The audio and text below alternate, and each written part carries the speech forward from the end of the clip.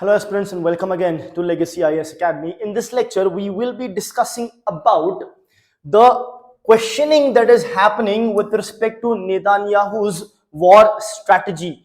So Netanyahu, of course, we are talking about Israel's war strategy that is being, of course, headed by Netanyahu, which is now being criticized. So we will understand what the issue is all about, why is it being criticized, what part of strategy is being criticized, and what could have rather been done.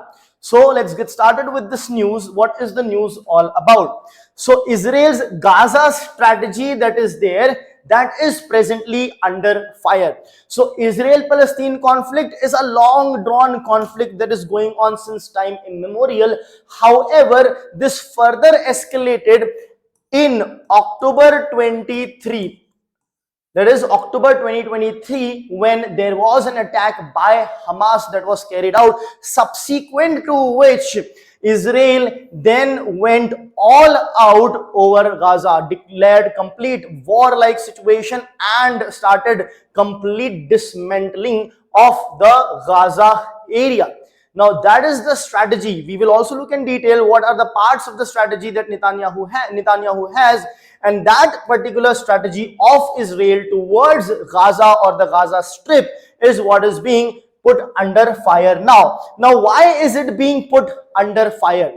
See, there have been certain goals which were established initially. However, the same kept on changing. So first thing first is the shifting war aims. That is the change in the goal posts. So you might have one aim for the war. Let's say the aim for war, no matter how ironic, but at times the aim of the war is peace, for example. But later on that changes. So initially, what was the aim? That has changed. So there is a shifting of war aims. Then you have the military blunders that were carried out by Israel, as well as domestic turmoil that is happening because of this strategy. Now, who is criticizing Israel for this, or who is criticizing Netanyahu for this? See, there are various sections who are criticizing. One, it is the international section that is criticizing. Of course, we are not just talking about the Gaza or the Palestinians criticizing over here. They are other than the Palestinians who are criticizing. So it's the international section of the society that is criticizing. Not just that, its own military personnel are criticizing, and its own people are criticizing now Israel's strategy towards Gaza. So that is now a thing of concern, because when Palestinians, or let's say even the rest of the world, was criticizing, probably it didn't matter that much. But now when your own people, the people of your own country, are criticizing the strategy, plus the military itself is criticizing the civilian government, that means Netanyahu's strategy, so that is probably a case of concern, at least for Netanyahu now.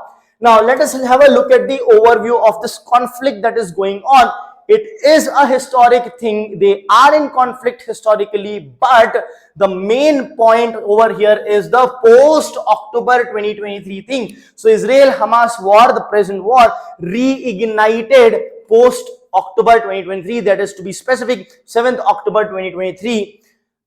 Now, moving ahead, Gaza basically under intense military pressure. Military pressure means Gaza is under intense military pressure from the Israel military.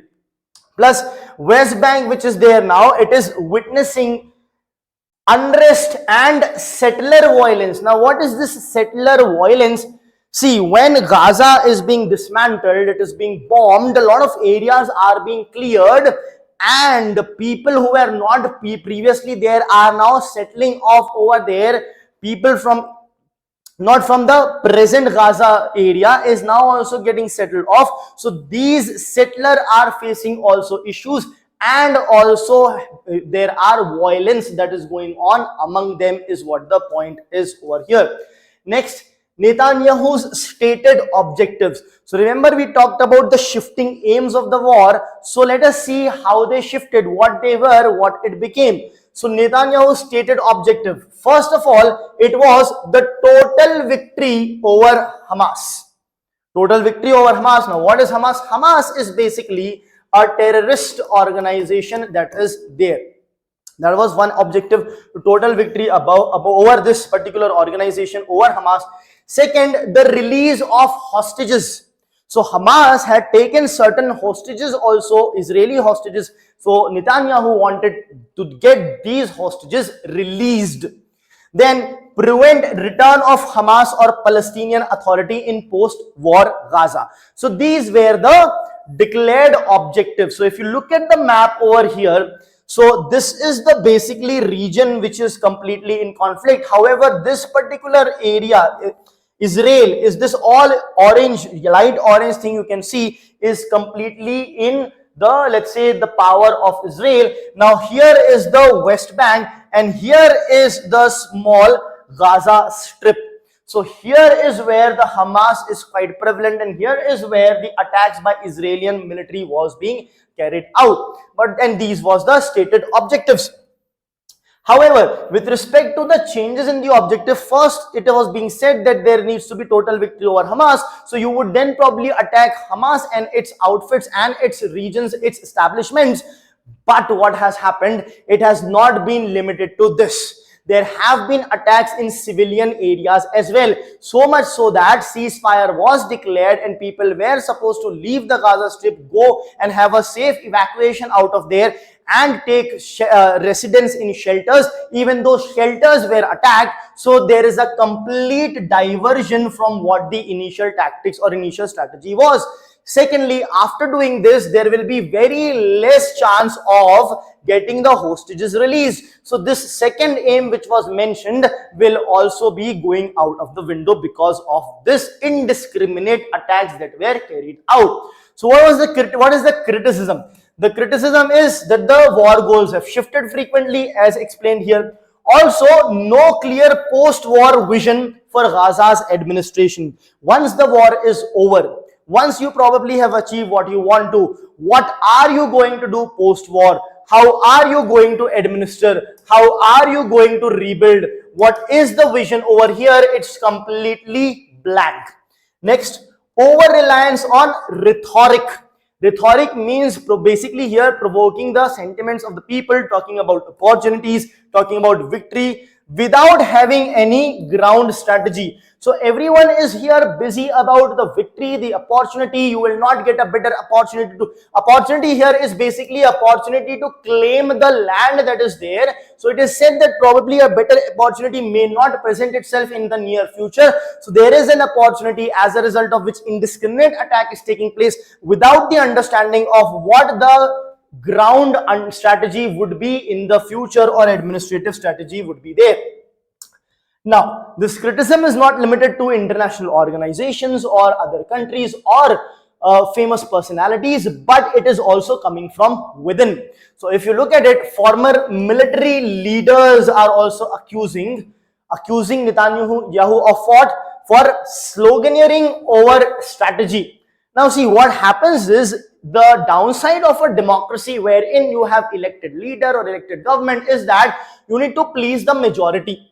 Majority as in not necessarily only one section. Basically, you need to ensure that more than half the country is happy with you. So how do you do that? You probably then sloganeer. You probably then give them emotional outrage. You give them the emotional lift that may need. So all those is what is happening is the former military leaders accusing Netanyahu of and saying that this is happening over strategy. So strategy is not being preferred, rather these kind of provocation is being preferred, and public and military frustration is also now growing. That means the Israel military is also getting frustrated as well as the public. Of course, why? Because even though the other side is facing huge amount of damages, thousands of lives are going away, here also the lives are being lost, right? So even the loss may be of course of a lower number, but still it's a life. You cannot even repay one single life, so let alone these many lives that are being taken away. So military is also frustrated because it is getting long drawn.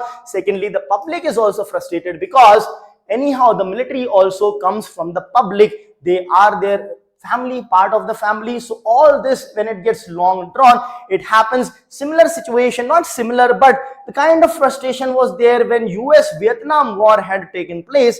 So US military forces, the people of US were also very frustrated because of the long drawn nature and their own countrymen dying, and same is the case happening over here. Then you have military blunder and humanitarian fallout. So as we speak, 95% plus of the Gazans have been displaced. They are starving and are under famine-like situations. Plus bombing, humanitarian fallout. So understand, bombing near aid centers, schools, ports, that has drawn international criticism because this is not at all humane to do this particular thing, is what is being said. Plus, the IDF, that is the Israel Defense Forces, have acknowledged the inaccurate artillery fire. That means it was not accurately targeting the establishment of terrorist organizations or terrorists. Rather, there have been a huge inaccuracy, because of which firing was taking place near food aid sites as well. In addition to that, certain countries have come forward, example Germany, and international organization United Nations as well as others have shown concerns with respect to the civilian death toll that have been there. Not just that, what has happened is the war crime allegations. Basically, Israel is being now alleged for war crimes, and this particular matter is sub judice in the International Criminal Court, that is ICC. Right. Moving ahead, escalations in the West Bank. Now, Operation Iron Wall was started in the West Bank, which displaced again thousands. There is a record settler violence wherein 220 plus injured, 720 plus have been killed since October 2023. Now, seeing all this criticism, there is a dilemma in front of Netanyahu as we speak. What is this dilemma all about? Choice between the two. Either a maximalist domestic hardliners, favor them and be with respect to maximalist domestic hardliners, or pay heed to the international call for restraint. So there are still some amount of people who are hardliners who still want to go hard and keep destroying and completely remove everything and make it a flat land. So go ahead and do this, or pay heed to the international calls and take a decision accordingly. So those are the two options in front of Netanyahu, based on which now a call might be taken by him as to what to do. As we see that this is where they are heading, but if the pressure mounts specifically from the military of Israel itself and the people of Israel, this might also be possible. Thank you.